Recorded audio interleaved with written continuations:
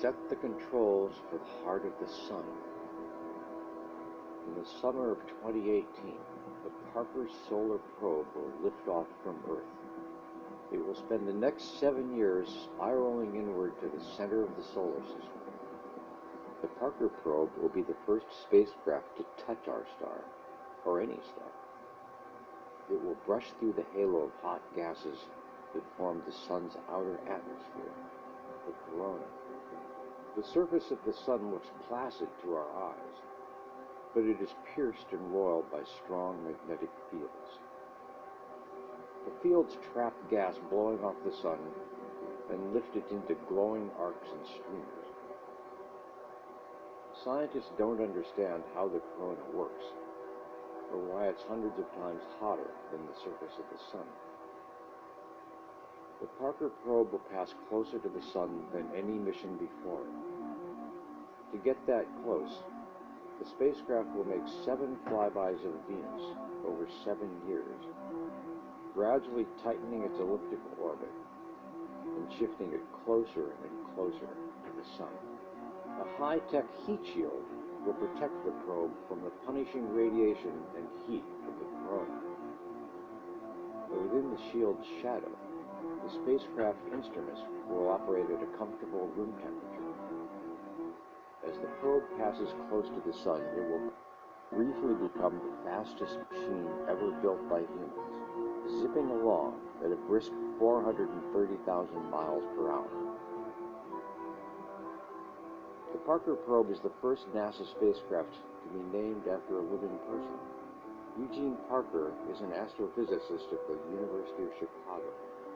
In 1958, he suggested that the sun radiates a constant and intense stream of charged particles.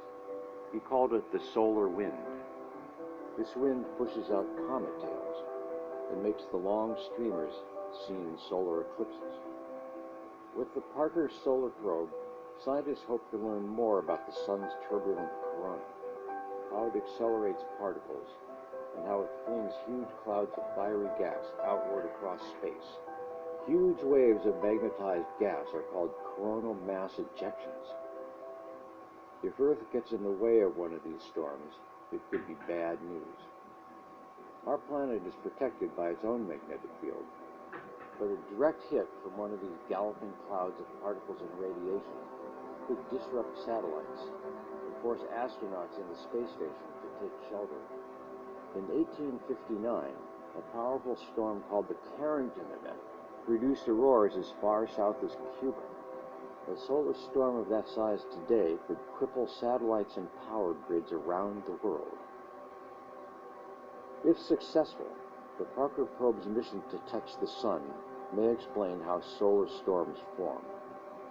Scientists hope it might teach us how to predict coronal outbursts more accurately and learn how to endure them.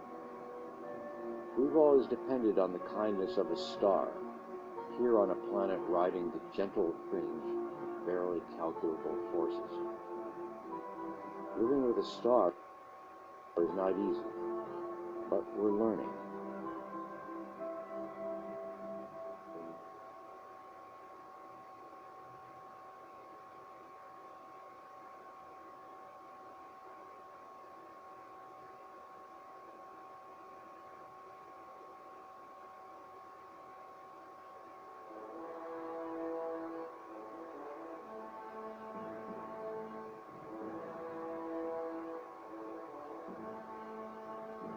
The Parker Solar Probe is an historic mission, flying into the sun's corona for the first time, exploring the last and most important region of the solar system to be visited by a spacecraft. The sun is the only star we can study up close. By studying our star, we can learn more about stars throughout the universe. The sun is a source of light and heat for life on Earth. The more we know about it, the more we can understand how life on Earth developed. The sun is also the source of the solar wind, a flow of ionized gases from the sun that stream past Earth at speeds of more than 500 kilometers per second, 1,000,000 miles per hour. Disturbances in the solar wind shake Earth's magnetic field and pump energy into the radiation belts. This is known as space weather. Space weather can change the orbits of satellites, shorten their lifetimes, or interfere with onboard electronics. The more we learn about what causes space weather and how to predict it, the more we can protect the satellites we depend on.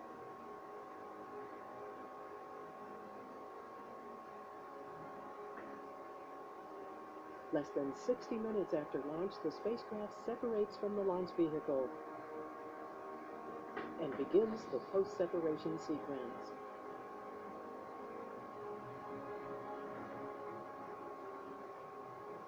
It will rotate itself to point at the sun